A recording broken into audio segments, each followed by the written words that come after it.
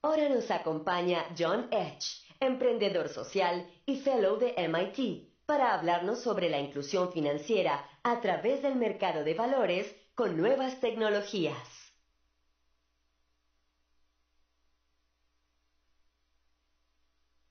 Okay, there we go.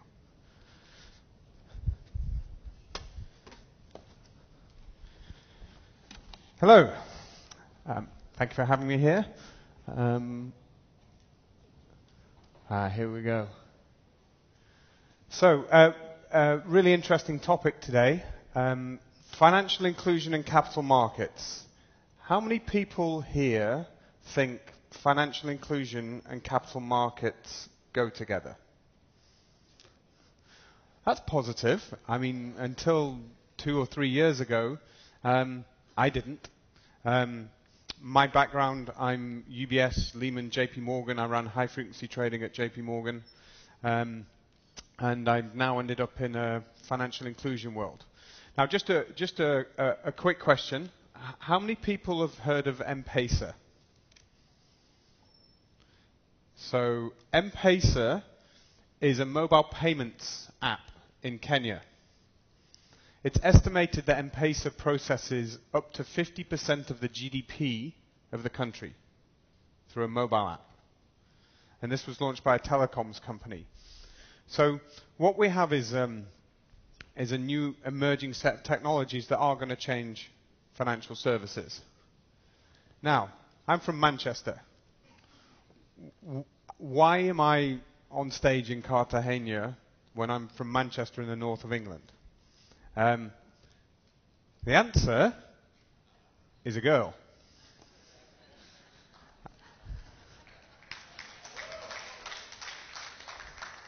I'm very, very lucky that I'm married to a Colombian girl. And actually, this is Mercedes is the story of why I've ended up in financial inclusion, and I'd like to go through that. So, I'm from Manchester in the north of England. My father ran a gas station. It's a working class community.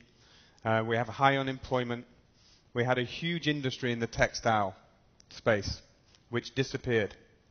I was very fortunate, and we'll touch on this later. I got a good education. I ended up at a good university. I got a degree in engineering. And I somehow managed to get a job as a trader on an equities trading floor. And I ended up on Wall Street. And as Henry noted before, I ended up on that UBS floor. We used to have a competition to see who could throw an American football the length of the floor, and you couldn't do it. It was enormous. And that was the pinnacle. I remember getting onto that floor in Stanford as a young man, just in awe at the size of capital markets. And now it's all changed. This journey, my journey in capital markets, was predicated off a protocol. Now, if I ask the question, how many people here know what fixed protocol is? I mean, the entirety of all global capital markets runs on a protocol. The history of fixed protocol is a couple of engineers at Salomon Brothers had a light bulb moment after a big trading error. We used to, and still the same today at certain times, we used to have huge pressure when we took orders at the end of the day. You've got your phone in your ear. I mean, look, my left ear goes to my shoulder because I'm used to trading like this, and it still doesn't go this way. So they sat there and they said, okay, we had a $500 million error between Fidelity in Boston and Salomon in New York. This is nuts. Writing things down is nuts. And what they did is they took the T1 lines, the dedicated phone lines, and they put a server at either end. And by putting 2 servers at the end of existing infrastructure, they created the ability to send a message. And this messaging protocol was built by these engineers at Salomon and deployed for 1 year with Fidelity. And in 1 year, errors between Fidelity and Salomon went to 0. Because it was machine to machine, send a trade message. Fidelity made Salomon make this protocol open source. It's really interesting to think that the guys who invented FIX, imagine if they'd have charged a little fee for every order of every broker and every exchange in the world that uses that protocol. But Fidelity made them make it open source, and then Fidelity said to every broker in the world, if you want to receive orders from Fidelity, you have to use this protocol. They didn't say you have to use this provider, they just said the protocol. And interestingly, that gave Salomon an advantage because they understood the protocol and they could build applications. But the entire world of electronic trading has been created by the FIX protocol. So my career, I ended up on a trading floor at the age of 24, and I had an engineering degree. I was the last person in, and I was the youngest. And I got taken off the floor and put in a room with that protocol and told to build an algorithmic trading business. Now, in the interesting context, this was 1999. So I was given the task of building algorithmic trading in 99 on an empty desk with no technology. I'm very fortunate that the entire industry evolved to adopt this technology, and I went from UBS to Lehman to JP Morgan. So I'm very, very aware of the impact of a protocol on an industry, and particularly sensitive because it gave me a career. Now, the word blockchain drives me crazy. I hear it all the time. It's really annoying because it's used to describe everything. But I wanted to bring it into some sense of why I'm involved in it, based off the fact that audience-wise, I've done from a broker, electronic trading, market making, equity trading. I spent 10 or 15 years doing that. I'm more like you than I am a blockchain technologist. But what I saw in this technology was the fact that somebody's taken an existing infrastructure, the internet, and has put servers on it, and then has created a protocol for transactions to occur over an existing telecommunications infrastructure. I'm sat there, it was 2011, scratching my head going, I've seen this before. I've seen this in capital markets. We always used to use the telephone, and then somebody invented a protocol, and we worked out how to build applications, and then we dramatically increased the volume of trading. We changed businesses. Jobs were lost, jobs were created, new businesses evolved. But interestingly, there's a graph I didn't want to put up for sake of not too many graphs, but look at the trading volumes before FIX and after FIX. Trading volumes go through the roof. Commissions go through the roof because of the introduction of this protocol. So when I looked at blockchain protocol, I thought, well, what are the applications when you enable the internet to be able to manage transactions? It's interesting that in my mind, again, thinking like a markets person, what's the trader's desktop? If you've got this global transaction network, what's the interface? We sit there, we have our 8 screens and our desktop. What's the desktop for the transaction network if the internet's a transaction network? And it's one of these things. Now, most people are near a mobile phone. Could be a feature phone, could be a smartphone at the moment. But if you look at the trends by 2021, it's estimated 6.9 billion people will have a smartphone. The new Huawei Android phone is going to come out at about $10. So now, if we think of it in the construct of our world in capital markets, we have somebody's built FIX for the internet. So that's pretty incredible. Then these are going to be the trader workstations, or the way you access the network. So this line of thinking got me to, well, is that going to reduce the barriers for people to access financial services? this comes on to what I do in life.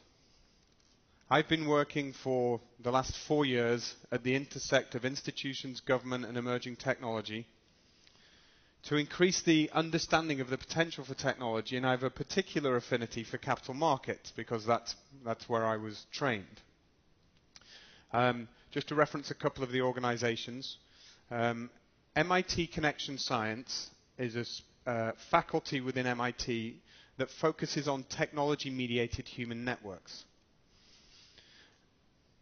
We believe at MIT that the transformation will be based around human-to-human networks and technology. Now, I will bring this back to why it's relevant to anybody in this room. ID 2020 is a non-profit that I co-founded, which aims to get everybody a digital identity that they own and control. So there's reference this morning that Henry made to Aadhaar, which is the Indian platform, but that's owned by the government. ID 2020 aims to create a free, global, open source identity platform that's not under anybody's control but the user. This is in partnership with several UN agencies and Accenture and Microsoft and a number of other private sector companies. But what we're trying to do here is lay out a framework where everybody in the world can access an identity that they control and financial services that they can interact with. Now, I put Red Kite at the bottom just to remind myself, because between JP Morgan and starting this mission, I founded a RegTech company in the capital market space, before RegTech was a thing. And what's fascinating to me is seeing the lag on things. You know, algorithmic trading, the first desk I was put on was 1999 to build out algo trading. I've been part of building a RegTech company 2008 to 2012, but we hear this morning that, you know, Henry's 80%, 70-80% of your day is RegTech. It's a big number. So to a certain extent, this conversation is probably 3 years out. So I do want to frame it that this isn't a tomorrow, let's get working tomorrow, because if I analyze if I put a quant model over my own behavior, I'm probably in front of the market by 3 to 4 years. So RegKite's just to highlight that there are these trends, and I've spent most of my life trying to anticipate these trends. So, why am I here? I think we're at an inflection point, and this year has been a very, very strange year in capital formation and Web 3.0. I'm still getting to grips with it. How many people here are familiar with Web 3.0? Okay, so like when I said RegTech was going to be a thing in 2008, and it's now a thing, it's almost 9 years later, just think of it like that. But Web 3.0, it's probably the thing for this presentation I'd stick in your head. Web 3.0 is something everybody needs to learn. Most of our communication systems on the planet require a message and a decision. So Visa's payments network is, I put my card into the machine, a message gets sent out to my bank and asks another machine, has John got the money to pay? Sends another message back. Tells this machine, yes, he has. It starts printing out the piece of paper. I sign it, the button gets hit, another message goes back and says, please release the funds so John can pay for his beer. The message doesn't do anything. It just goes to another machine that makes a decision. Web 3.0 is where the decision gets made within the message, which really bends your noodle. It starts to embed how many smart order routers. There must be some algo traders in here. So if we think about smart order routing in equities, around how a decision gets made to go to which market, it's imagine putting a smart order router in a message, in a protocol. This is, I live at the front end of this, and I was completely taken offside this year by what's happened in these new protocol markets. So let's bring this to financial inclusion, because we'll just pause there for a second on emerging technology protocols, things that are very difficult to grasp in the context of how we work today, and talk about financial inclusion. One of the big questions for me in doing this presentation is how do we link capital markets to financial inclusion? Why is it important?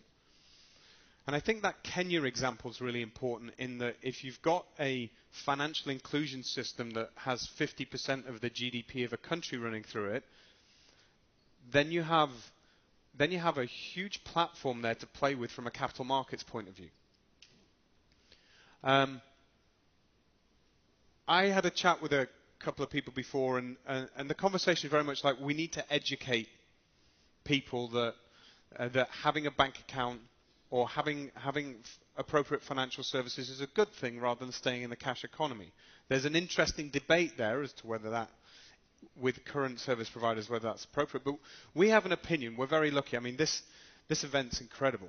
I mean, the organisers have done an incredible job, but we're really fortunate to be here. And then you go to speak to people who don't have access to financial services, who aren't in our fortunate position. Quite a lot of people don't want an account. Quite a lot of people think that, well, what happens if I get hit with an overdraft charge? There's all kinds of reasons why people choose not to have an account. So education is, of course, required, but one of the things that occurs to us in this context is incentives. Now, here's the bit where we try and start to bring together financial inclusion and capital markets. A lot of people say they don't need an account or they don't have enough money. Now, again, referencing Henry's presentation, that money markets fund that has a lot of billions of dollars in it, people put a tiny amount of money in it, small amount of money. Now, I believe there are a couple of initiatives underway in Colombia looking at getting people to put even if it's a very small amount of money, being able to save that. Now, historically, that would make no sense given the cost of technology. And there is, of course, a huge regulatory component. But what we're seeing here, if you start to piece it together, is we've got emerging protocols that allow new types of technology. We've got money market funds in China to the $100 billion plus. We've got access to mobile phones. But how would you get people incentivized? How did WeChat get so many people involved? Like, what was the process for? So another way to look at it is to put benefits up as opposed to education. So this is one of the things that we can think of is how do we incentivize people to join into a system? So there are sort of voucher-based incentives, but here a good example I've picked up from Colombia is you have Argos, the cement company. The cost if you're a low-income family to buy half a bag of cement is significantly higher than if you're buying it wholesale as a builder. Is there a way to incentivize crowd-funded purchasing of cement? Now, there are these models that start to emerge around how could you incentivize larger groups of capital coming together. I'll just play the video. Ooh. I'm just going to put a video up quickly.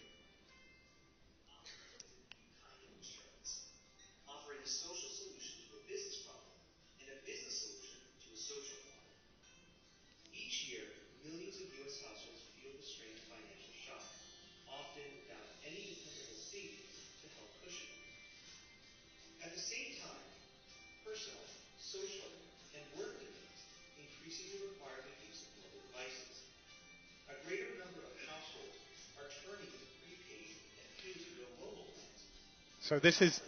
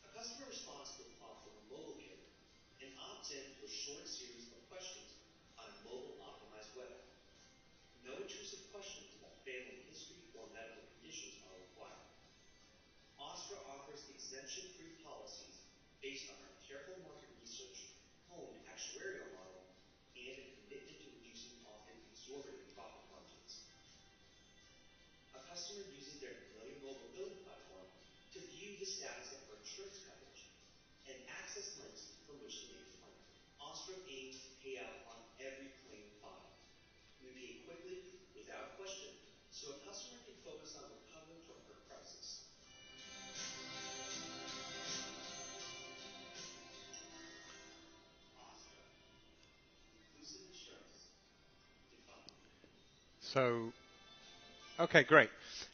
I put that up there. This is a company that I've found that has managed to develop a financing model with the insurance sector on people exhibiting a behavior. And the behavior is refilling of mobile phones. So that's a really interesting take on if you can incentivize a behavior and give a reward, can you get people to participate in financial services? Now that model is as applicable as in the US as it is in Colombia, as it is in many countries. And it goes on to the point that the element to pick up in the model is the behavior. Is if you do this, what do you get? Now, what I've been looking at is how, as opposed to just education, how can we create incentives for people to join in financial services?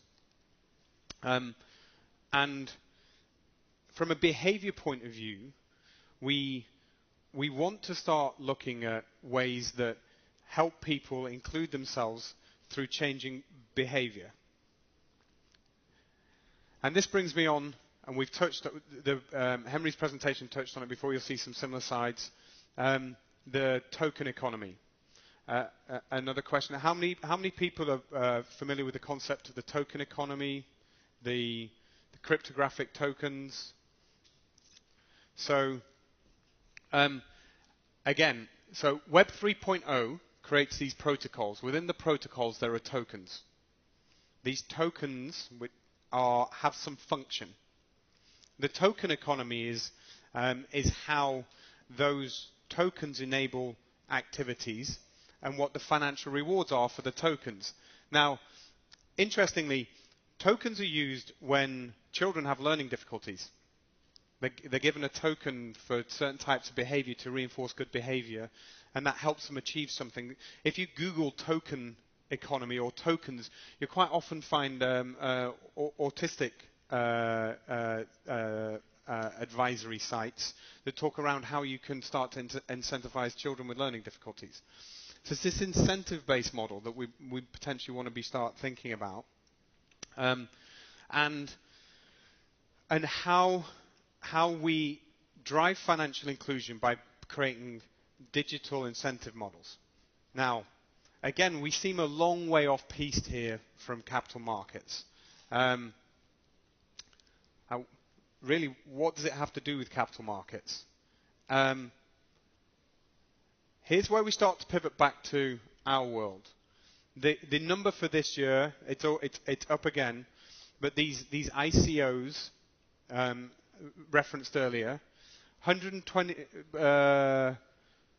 probably around 1.5 billion by now has been raised into these tokens. Now, this is the bit where everybody in the room should start paying attention. Because if you add up the cumulative amount of venture capital invested this year and the cumulative amount of capital that's flown into these new Web 3.0 protocols with tokens, the protocols outpace global VC. Again, we were chatting at dinner last night. There was no ICO practice at PwC in January. Didn't exist. There's one now.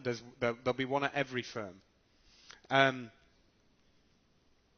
This is exactly the same slide as before. What I want to touch on here, though, is the finance and financial investments.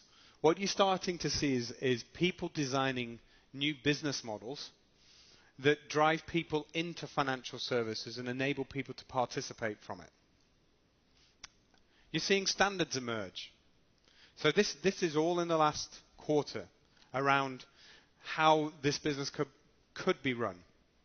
And I think that this is of particular interest when, as a takeaway, why is it the financial inclusion piece, capital markets? Well, if, for instance, a protocol token was launched in Colombia that had an incentive mechanism which was every time you refill your phone, you get a reward that's a life insurance policy. And to launch that, it would cost $20 million. And what you say is the utility of the decision making on if you do this, you get that, instead of it being a call center, it's a piece of software, you can charge a fee for it. And this is what people are doing. They're buying these tokens, creating these tokens as a way of creating new forms of capital markets. Now, the volume on the equities market here, I think, was 20 to 50 million. We're discussing it at breakfast, 20 to 50 million dollars a day domestically. When we look at what could be done in Colombia, there's a whole host of new businesses arriving. But I'm going to cut to some numbers that will make people pay attention. So that's the last 24 hours in the major protocol tokens. That's the volume. These markets are global. They don't have any natural home. And you'd be looking here at, well, where does this get traded? Who are the brokers? Who are the liquidity providers? Who's providing the infrastructure? The answer is it didn't exist in any scale 6 months ago. So now there's a global foot race on. Switzerland, Singapore, Germany, London, because there is no natural home for these assets. So I think you can look at these. These are the tokens. These are the decision-making tools. And again, you're looking at significant volume. So you've got these huge volumes turning over in a digital asset, some of which could be applicable here. And here's where we get to the point of, well, how do we merge financial inclusion and capital markets? Those numbers, if this was just in our market, you could run a very nice brokerage business off this. Volatility's significant. Spreads are wide. Commissions are too high. This is like 1998 equities markets. And there's a lot of juice in these markets, using a trader's term, because people haven't made them efficient. They're not regulated. They've not been brought to ground. So domestically, you could look at, well, which of these protocols could we help include our citizens, help give them incentives, help drive towards that M-Pesa model? That would benefit our society. At the same time, once we generate this knowledge and understanding of these markets, can we offer this globally? Is there any reason why the exchange here can't launch a regulated token exchange? The SEC just announced that it was going to regulate this market. Who's doing it in Colombia? One's just launched in Mexico. One's launching in Brazil. This will be a significant market. Who's doing it here. So to wrap this up, we're in that classic scenario of having a couple of different worlds.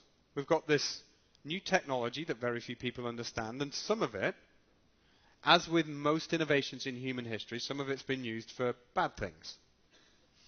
And there's a lack of trust. One of the things that certain jurisdictions in the world have done is make it very welcoming and easy for engineers to come and learn and grow. Now, the cost of living in the Bay Area versus the cost of living in Colombia is significantly different. Also, this is brand new technology. There's a lot of learning to be done. This is something that no one's an expert in. So there's a lot of opportunity to train your staff, your youth, create a whole ecosystem and capability. But that trust has to be built between those two, and I see an opportunity to do that. The posing question at the end of the presentation is, given that there is potential for financial inclusion that links to capital markets, which is good for the economy, that could drive different markets, bigger markets, aggregation of liquidity, and on an international front, there isn't yet a centre for the excellence in this technology.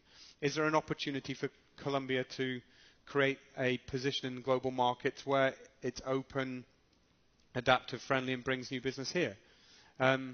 I believe there is, and I hope through this presentation I've given people some topics to think on, and I'm here for a day, and given that half my family's in Bogota, I'm here reasonably frequently.